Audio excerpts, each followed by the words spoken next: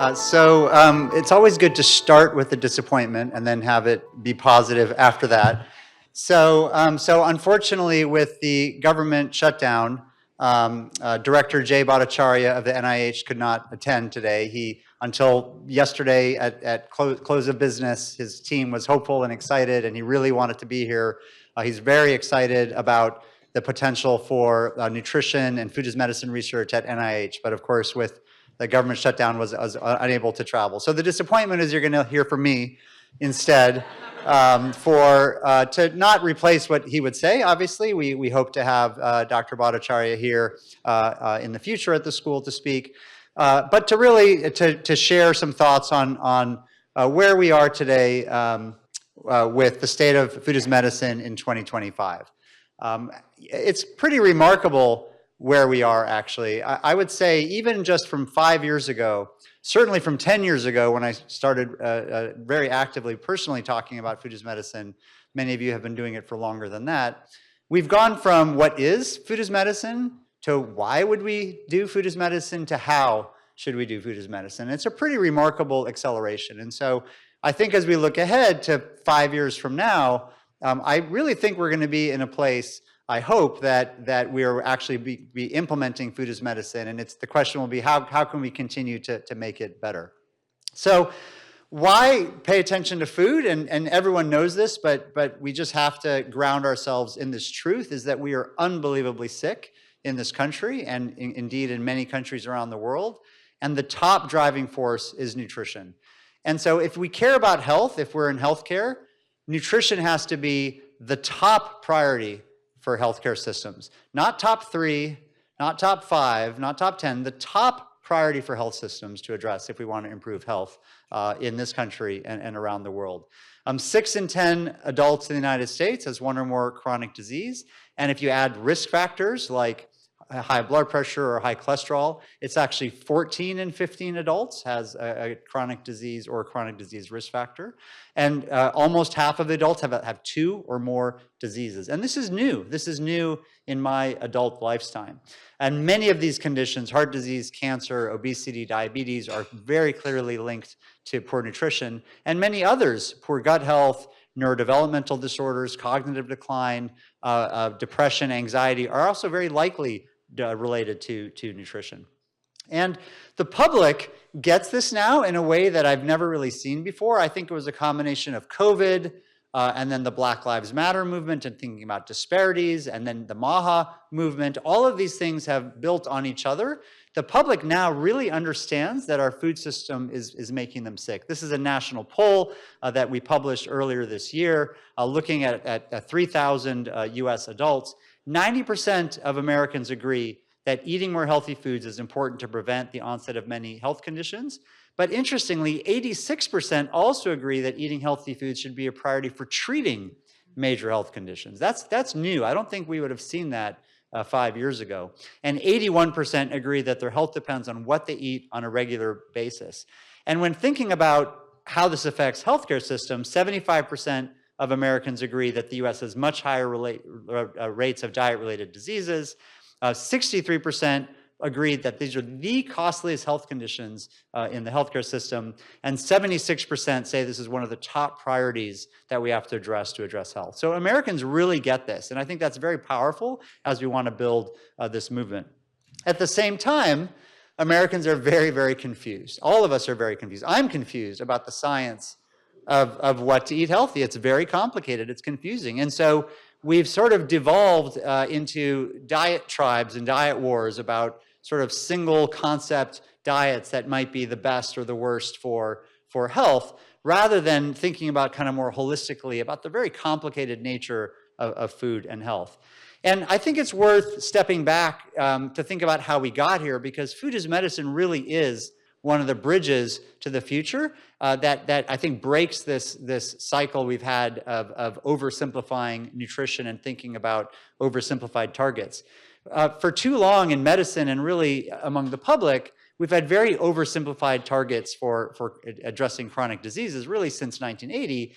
Get your vitamins and avoid fat and saturated fat, and you're going to have a healthy diet. How did we get here to have such simple targets where low calorie makes people think there's less weight gain. Fat-free or low saturated fat has people thinking your product is healthier. Vitamin fortified has people thinking this is good for you. And this is now being extended to protein. There's people think protein in food means a protein, food is good for you. And, I have news for folks that are, having their protein powders and their protein energy bars and all that. If you're not strength training in a regular dedicated program of resistance training, protein gets turned to fat, just like carb gets turned into fat if you don't need it. And you're not going to build muscle by eating more protein. So for people who are strength training, absolutely, this will help you build strength and muscle. But for most Americans who are not, this is the newest, simple, oversimplified solution on the block. And again, protein gets turned to fat and increases risk of diabetes if you're not strength training. So how did we get here, and how did we have such oversimplified approach to nutrition? It's because of the way nutrition science was born. And so modern nutrition, although the ancient Egyptians and the Persians and the Greeks and the Romans and many other cultures, the Chinese, knew about herbs and food and nutrition and health, I would date the birth of modern nutrition science to 1932, less than 100 years ago, when vitamin C was first isolated and synthesized.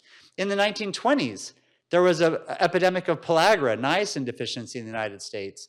Tens of thousands of Americans died, estimated 100,000 Americans died during this pellagra epidemic. And Dr. Joseph Goldberger, an infectious disease epidemiologist from the US Public Health Service, was sent to the South to find the bacteria that was causing pellagra. This was in the 1920s. They had no idea that vitamin deficiency diseases existed or were a thing.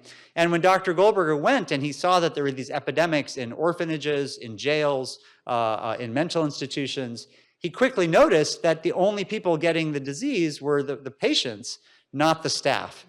And he said, infectious diseases don't respect somebody's bank account, somebody's social status. And so this is not an infectious disease. And he became convinced it was due to the very limited starch-rich diets of the poor in the South. And he talked about this, and those in the South, the leaders in the South, were kind of upset that poverty could be causing such a significant disease. And so he was really ridiculed in this is the 1920s.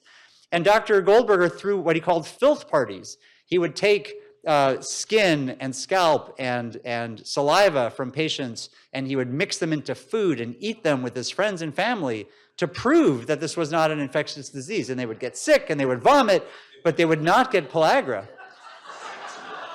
He really did this, and people didn't believe him. And it wasn't until he died that niacin was discovered. So I really want to emphasize how recent the discovery of vitamins were and how transformative this was for the field to understand that these devastating diseases, scurvy, rickets, pellagra, beriberi, that had killed and were killing millions of people around the world were due to nutrition, due to food. Nobody believed that. They were stunned.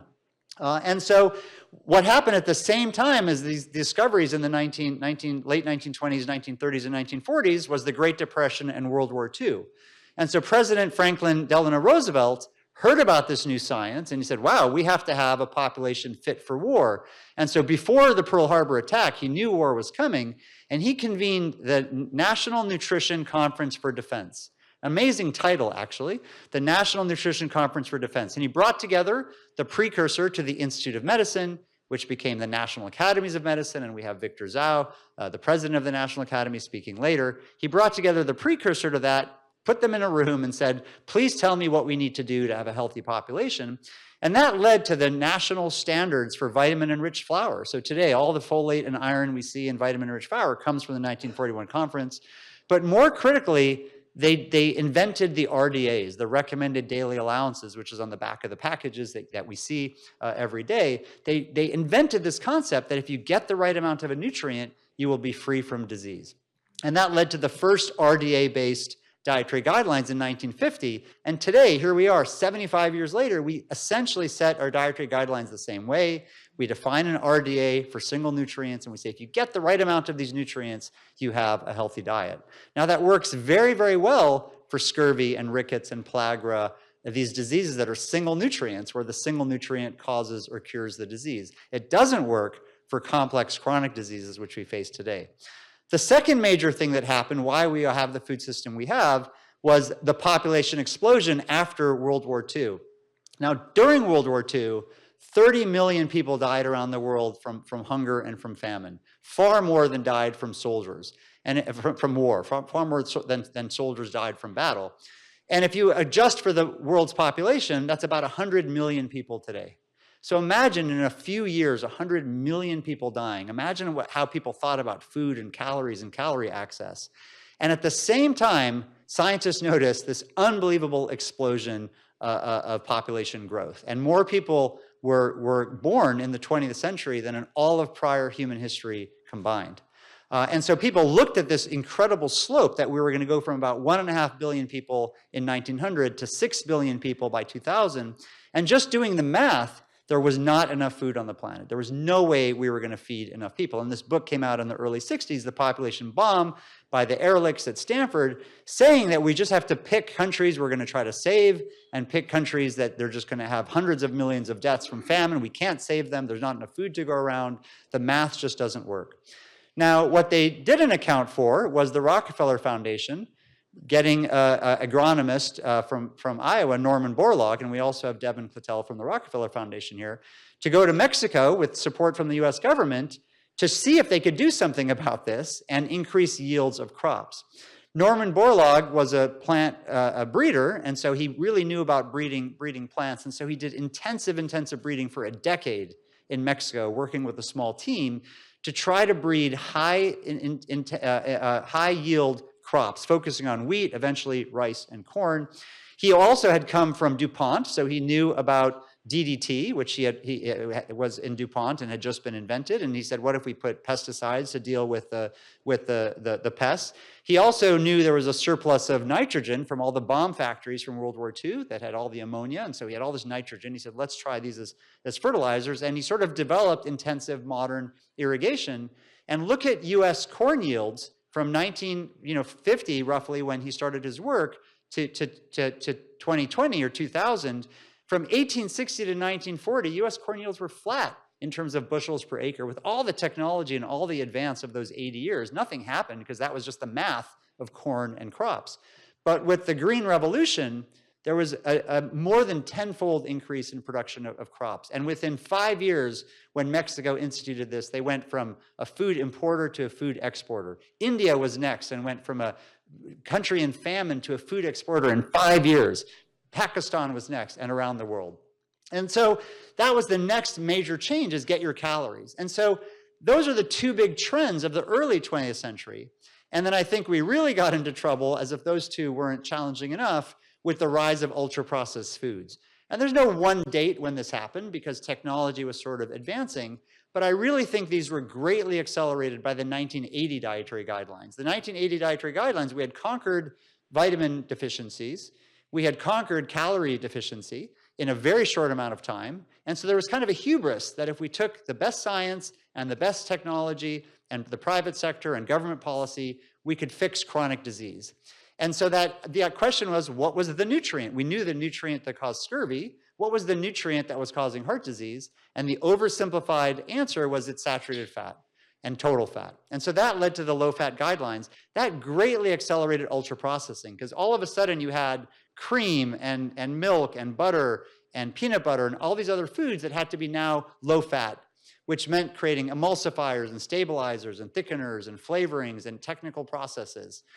Now, that was then, I think, accelerated even further by the deep pockets of the tobacco industry. RJR and Philip Morris had lots and lots of money in the 70s. They started buying up all the food companies. And so from the 1970s to the 1980s, almost every major food brand was owned by big tobacco. They've since divested. It's not true anymore.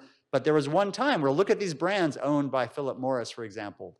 And so they took this new technology and this new science to make food as addictive as possible, just the same way they did with tobacco. They used the same exact marketing teams, the same exact brain science teams that they were used for tobacco to use for food. So these were the three big trends of the 20th century that led to where we are today. And so we really have a 20th century food system with 21st century problems, right? We've addressed vitamin deficiencies, we've addressed caloric deficiencies, amazing successes, tremendous successes, but we've created ultra-processed foods which are making us sick. And this is now why we need a new bridge to the future. How do we fix this? Not by the solutions of the past, by single nutrient oversimplification, but by thinking about minimally processed, whole, healthy food.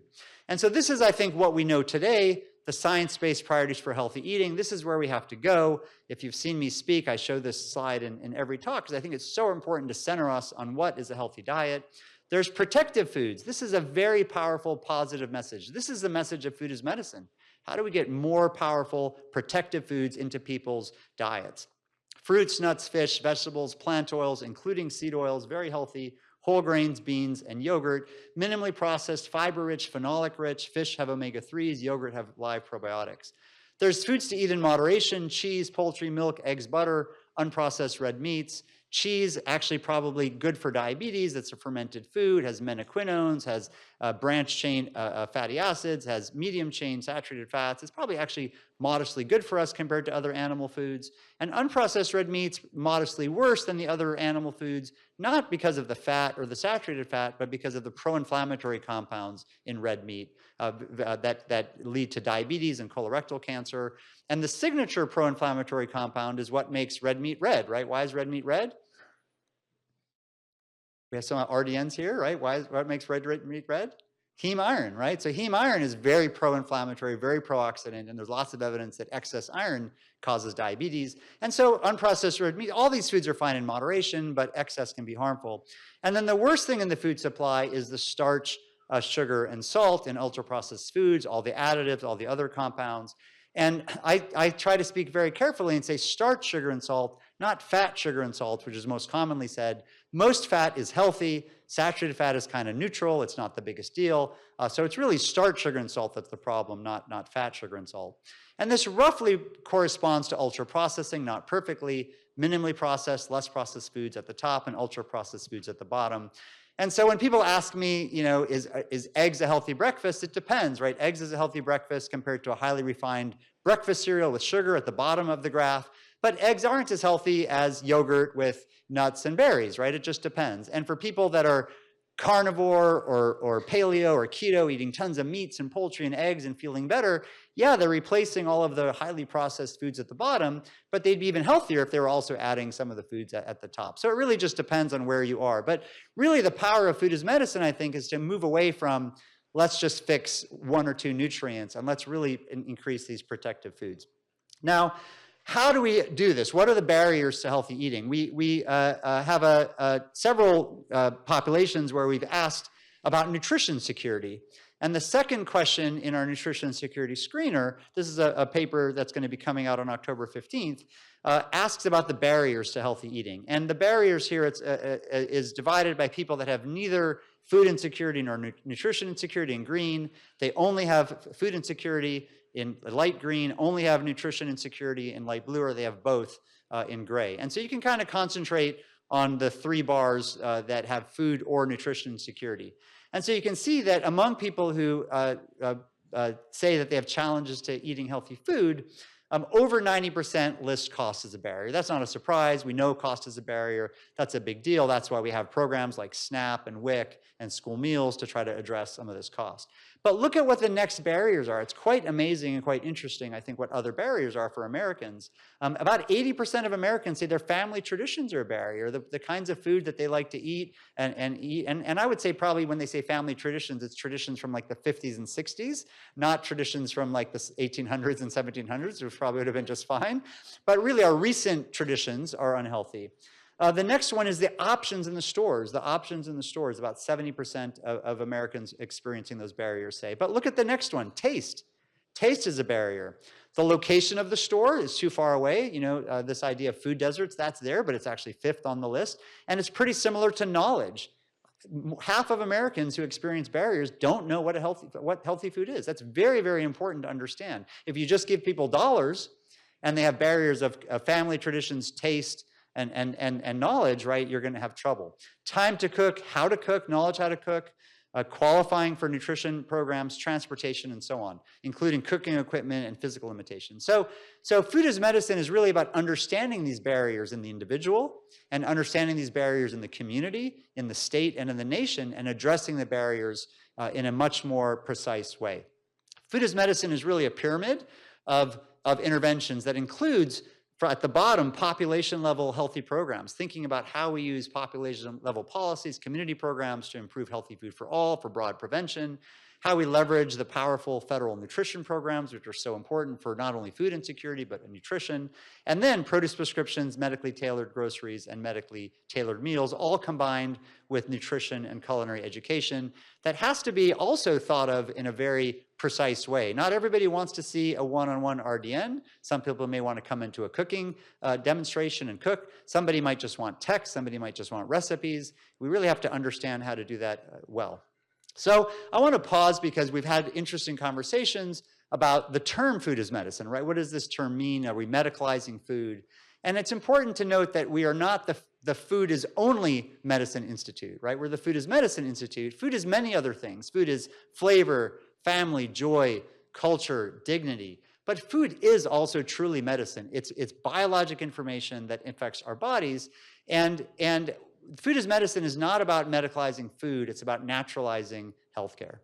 And so what's going on? What's the state of food as medicine in 2025? Well, thinking about the base of the pyramid, what's going on? There's a lot of activity. Multiple states have now passed or proposed bills to address ultra-processed foods and additives. If there's no asterisks, this has just been a proposed bill. If there's an asterisk, it's been enacted. And if there's two asterisks, it's actually just pending the governor's signature. So bans on certain additives in foods, bans on certain additives or ultra-processed foods in schools, required warning labels for certain additives, and required reporting of self-GRAS substances in food. So incredible energy all in 2025. You know, the world is never going to be the same, or the country is never going to be the same with all of these bills passing, and eventually there's going to be federal action, I think, to clarify these things. There's also incredible momentum in SNAP. States have been trying to do waivers in SNAP to try new things, including restrictions on unhealthy foods, since at least 2004, when Minnesota first tried it and was rejected. Maine has tried it and been rejected. New York tried it and was rejected. Maine actually tried twice. And in this administration, it wants the states to try to test new ways to implement SNAP. And so there are now 12 states with approved waivers starting in 2026, in just a couple of months, that will implement restrictions on purchasing soda or soda and candy in SNAP. Importantly, all of these states directed by USDA have very explicit, detailed language about the evaluation they're going to have to report. They're going to have to report the evaluation of how does this work? Did it improve health? Did it improve nutrition? How did people like it? You know, what was the impact?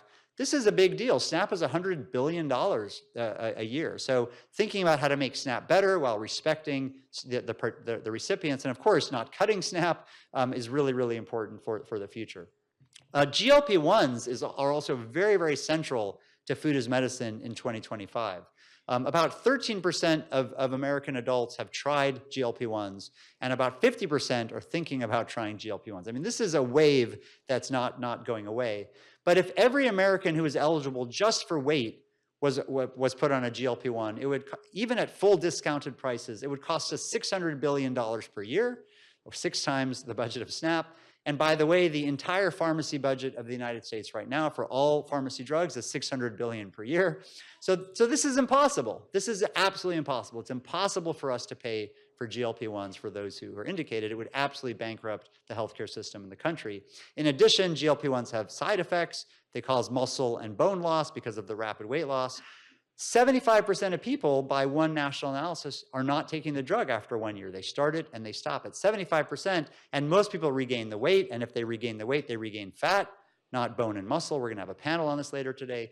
So this really opens the door to think about nutrition, lifestyle, and food as medicine. And I think it's clinically inappropriate, unethical, and economic suicide to prescribe GLP-1s without a wraparound program of nutrition and lifestyle. This has to be required. And as the Congress is thinking about, and as states are thinking about incorporating GLP-1s into Medicaid or into Medicare, I think they should mandate that GLP-1s should be given with wraparound nutrition and lifestyle, and preferably food as medicine. And importantly, If you, oh, you can clap. And Dr. Ryan Kane from the Institute is going to be leading a panel on this later today. Importantly, to note, the FDA has approved GLP-1s as a treatment for obesity as an adjunct to nutrition and lifestyle. That's actually the language of the FDA approval. Nutrition and lifestyle are not an adjunct to GLP-1s, right? GLP-1s are an adjunct to nutrition and lifestyle. This is the way they should be used. The other incredible thing that's going on in 2025, and I was excited to hear Dr. Bhattacharya speak about, is the research. The research is exploding. We're learning so much more about food and health. And this is just a few themes that I wanted to highlight. The microbiome, thermogenesis, the generation of heat by fat cells and by muscle cells, epigenetics, and the influence of nutrition on all of these things is profound. So I think we're learning now that acellular carbohydrates in ultra-processed foods, carbohydrates that have lost their natural structure and been molecularly disassembled and reassembled, are particularly harmful. And I believe, although we don't yet have the science, that acellular proteins, soy protein isolate, protein powders, and so on, are also similarly harmful in foods because you get rapid digestion in the stomach and small intestine, which floods the bloodstream and spikes insulin and all of the downstream consequences. You'll lose prebiotics in these foods because they've lost their fiber, they've lost their other polyphenols that feed the microbiome. And you actually shunt calories away from the microbiome and to your own body because all the calories are digested early, none of the calories get to the large gut where you can feed your microbiome. Thermogenesis is fascinating. This is the process of heat generation, which is a pretty significant proportion of our resting metabolic expenditure. Brown fat, beige fat, and skeletal muscle all do thermogenesis. Exciting experimental studies showing that phytonutrients, microbiome metabolites activate thermogenesis, which means we can burn energy at rest, right, from depending on what we eat. And then epigenetics, the passing on of the physical formation of genes, the epigenetics of genes through parents and even to their children and even to their grandchildren is very interesting and important. And many, many signals are coming out for nutrients that positively affect epigenetics. And guess what? It's all the same nutrients we think about in other ways. It's polyphenols in blueberries and grapes. It's curcumin in turmeric. It's EGCG in green tea. All the same nutrients that we see are linked to good health are linked to positive epigenetics. And these things are not, I think sort of sideshows that aren't important. I think these are fundamental to understanding health and what's going on. And I'll just, talk about thermogenesis for a minute. There's many, many studies that have come out, including one that we published, suggesting that over the last 20 years, Americans have continued to gain weight as a nation while our calorie intake has been flat. Our calorie intake is not going up anymore. People have gotten the message and are fighting and counting their calories, but we're still gaining weight. Why is that? This is one paper, and there's others, which I think is providing a hint. This looked at energy expenditure over 20 years among adults in the US and the United Kingdom, and it found that total energy expenditure went down over this 20 years by over 200 calories per day. That's a lot of a decline of energy expenditure, right? So if you're eating the same amount of calories, but your energy expenditure goes down 200 calories per day over this period, you will gain weight. And that's what we've seen in our populations. But importantly, activity energy expenditure has gone up. And there's many, many studies that have shown this. Activity energy expenditure has gone up in the last 20 years. Basal energy expenditure is going down. Our resting energy expenditure is going down. I believe this is due to the microbiome and due to thermogenesis. And so this is a completely different prescription for a healthy diet to improve obesity risk. It's not about counting calories. It's about giving foods that are going to activate thermogenesis and give us a positive microbiome. What else is going on? Well, at the top of the pyramid, all the prescriptions, Medicaid has amazing, amazing innovations going on now in 16 states. And also Oklahoma, Arkansas, and Florida have passed bills, or in Florida's case, considering a bill to implement food as medicine in Medicaid. So it could be up to 19 states. These waivers are incredibly important, incredibly powerful to test nutrition services in healthcare. And we have an evaluation of what's going on in Massachusetts in partnership with Community Servings and all of the large accountable care organizations. And we're seeing net cost neutrality or even cost savings for giving food as medicine through these programs. Medicare Advantage, particularly through supplemental benefits, This is the program for older Americans. About 60% of older Americans are in Medicare Advantage programs. Most of these programs are implementing supplemental benefits or other programs, as you can see by this county map. And importantly, until this year, these were just kind of generic grocery benefit cards, which would help with food security, but I'm not sure help with nutrition. But just a couple of months ago, CMS put out a new rule saying that non-healthy foods can no longer be paid for by Medicare Advantage plans. So all the plans are now defining healthy food for 2026 and a subset of healthy foods, and I think that will be very important to push forward for our seniors. Private payers, researchers, research organizations, incredible momentum in food as medicine. This is on the side of one side of the screen are members of our network of excellence, which you're going to hear about. Blue Cross Blue Shield North Carolina, CVS Health, Devoted Health, Elevance Health, Geisinger, Highmark Health, and Kaiser Permanente, doing amazing, amazing innovations in food as medicine. You're going to hear about some of this. And then on the research side, the Rockefeller Foundation and the American Heart Association are doing really remarkable work and research and trying to build the evidence base for food as medicine. Food systems, this is exciting to me too. I think we've had an extractive food system for the last 50 years or so. It extracts from the earth, it extracts from farmers and their sweat and toil and losses. It extracts from our health, it extracts from our productivity, it extracts from kids being successful in learning in school, it extracts from our economy. We can actually, with food as medicine, reverse a lot of that and make food nourishing for people, but also nourishing for planet. And so how we can leverage food as medicine and these dollars. Remember, healthcare is $1 in $5 in the economy, much, much bigger than the entire agricultural system or the entire food system. How can we leverage some of these dollars to start to reward farmers and start to turn around a regenerative and resilient local food systems? Wow, go ahead. Yeah. And then we have the federal government. I think this is the one theme that has continued unchanged from the Biden administration to the Trump administration. Everything else seems to have been reversed or overturned or flipped, but not food, not the focus on food and nutrition and health. This is a big focus of this administration. They're thinking carefully about all the ways to address food. They've completed the MAHA report and MAHA strategy. They have some industry agreements to phase out dyes. They've directed FDA to review this GRAS rule about additives, and they've required every medical institution, medical school, residency, and fellowship to give them reports on what they're doing in nutrition education. And then pending from the recent MAHA strategy will be the dietary guidelines for Americans out later this year. They've announced that they're going to close the GRAS loophole, which we can talk about at another time, enormously important. Creating a formal national policy definition for ultra-processed foods, releasing an updated front-to-package label, committing to whole food in school meals, not just frankenfoods that meet nutrient targets, but whole foods in school meals, a strong commitment to NIH research funding. They use the term food for health rather than food for medicine, but clearly food as medicine is a big part of their strategy in healthcare. They've committed to healthy hospital food at the VA and other hospitals around the country. They're going to require nutrition for doctors at all levels of training and explore limiting food marketing to children. This is a pretty impressive list, right? This is incredibly impressive. It's less than 1 year into the administration. If they achieve even some of these things and do it based on the best available evidence, they could really transform the food system in a short amount of time. So many, many things to understand in 2025, lots and lots of questions. What are the priority populations? I've listed some of them here. Diabetes, cardiovascular disease, kidney disease, complex conditions, high-risk pregnancy. I think depression and GLP-1 users are very, very important, and everyone in the room who's thinking about this, we should be targeting, I think, depression and GLP-1 users. How do we tailor and combine meals and groceries and produce for the right condition, for the patient's choice? Most programs are doing one.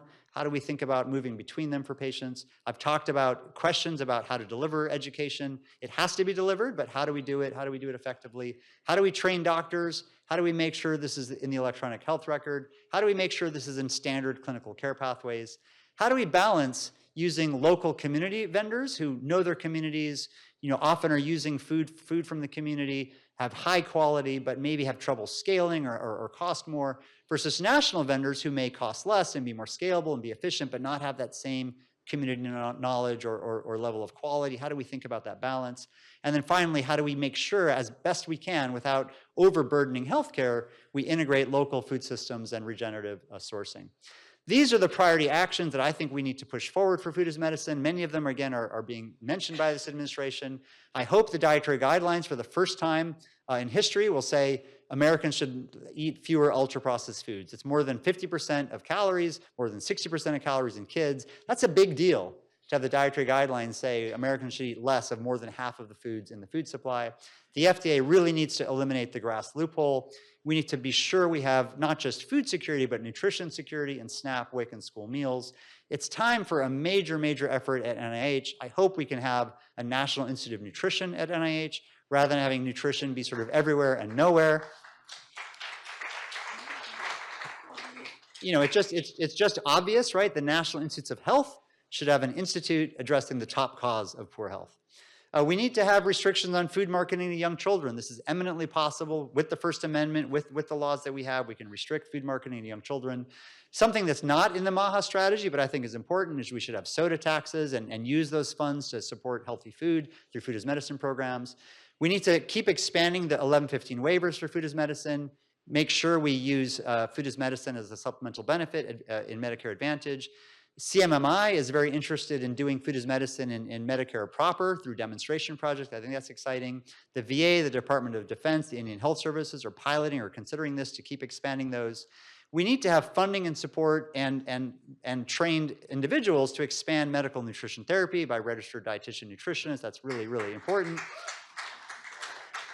And we need to build this into the EHR. We're working on that here with Tufts, and we need to have nutrition education for doctors. So I just want to close and say I really feel like we're at a tipping point. For my whole career, I've kind of felt like the guy on pushing the rock up the hill. Many of you in the room have felt like that. We push it up, we make progress, and then it kind of rolls back on us. And we make progress, and we make progress, and like Sisyphus, we never seem to get to the top of the hill, right? I think we might be getting to the top of the hill, or we might be there already, and all we have to do is, as a group, push the boulder down the hill. And we can take away the spiraling diet-related diseases, the lost human productivity, the incredible healthcare costs, wasted healthcare costs, and lead to better nutrition, wellness, longevity, and equity. So thank you so much for being here, and look forward to the rest of the conference.